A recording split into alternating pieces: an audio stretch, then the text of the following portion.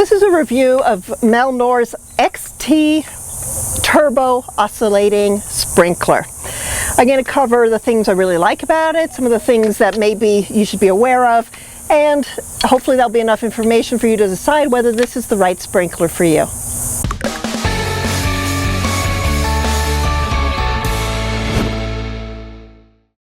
The first thing to know is that this sprinkler comes in two versions. One like this with a metal base, and one like this with a plastic base. Other than that, they are exactly the same, except for price.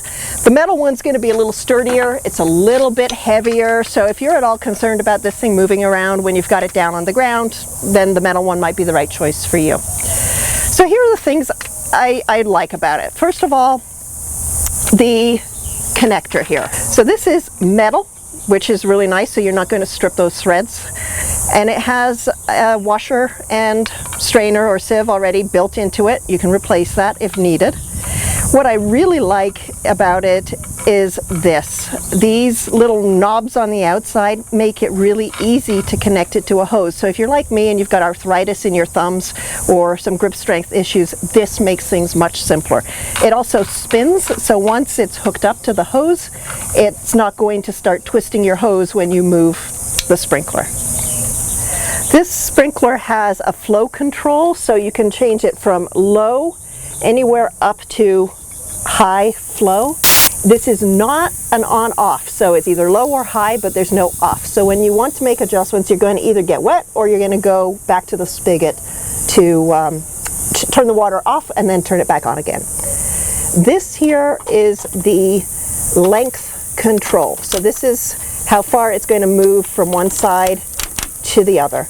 And you can set it all the way to wide, you can set it to narrow, and you can make it go to one side or to the other. That's pretty intuitive and easy to use. What's less intuitive and easy to use is this over here. So this is where you set the width. Now, it does have this little pattern here, this little, I don't know, drawing. I think what this says is if you move these up, you're going to get a straight pattern, which means it's narrow. If you move them down, if you look on the other side, if you go that way, it's going to make it wide. That's not really intuitive, and certainly when it's on, you can't even see these little patterns, so you're going to be playing with it, trying to figure out which way to make these go. Right and left are independent of each other, so one side can be wide, the other can be narrow.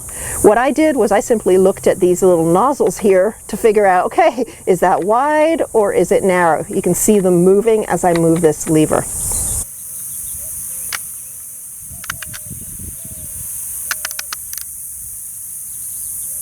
These sprinklers from Melnor have sort of flexible silicone-like nozzles, so if they do clog, if you get dirt in there, or if you get, like we have really hard water, there's a lot of calcium building up, if they get clogged, you simply have to go like this and they should unclog.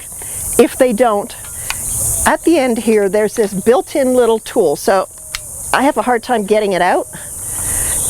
It's got an X in it, so you can use a screwdriver, either a straight or a Phillips head, but it does pop out.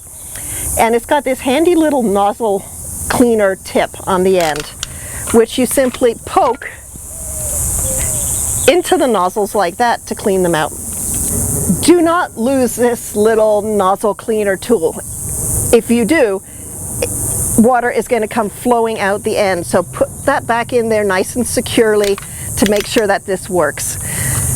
One thing to note with this, and this is with any kind of oscillating sprinkler like this, is that once you've used it and you unhook it, there is still water inside the barrel here. So if you're doing this in the fall and it's cold weather, do not leave this outside without draining it, because if it freezes, you're going to bust this. So this has just been used, and as you can see, there's still quite a lot of water in that's going to drain out. It's going to take a while for that to happen. This is an oscillating sprinkler, and like any oscillating sprinkler, it is great for covering large areas, particularly rectangular or square-shaped areas.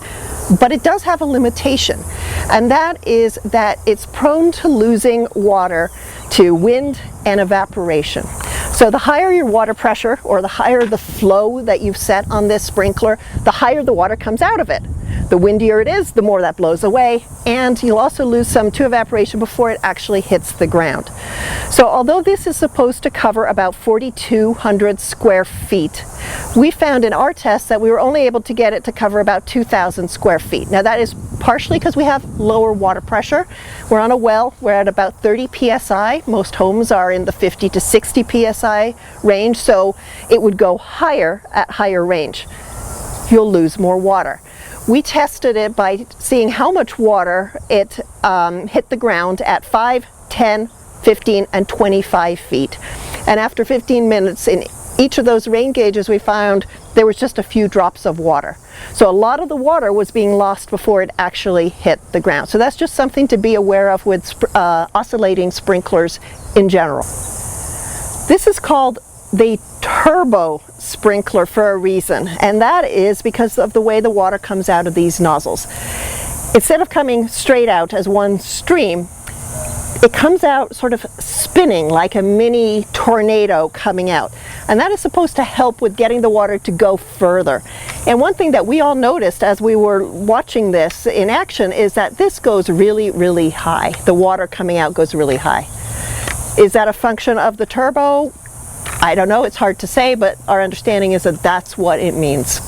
So overall, I'd say this is a really good sprinkler. It's got a nice connector, it's got a flow control, width and length control.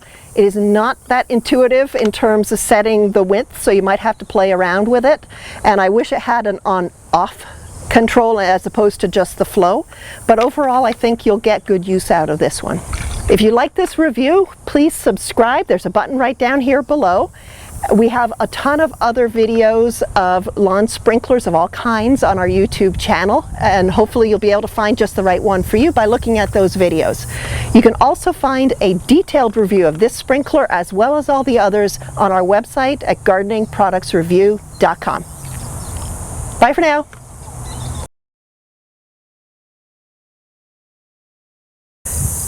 This is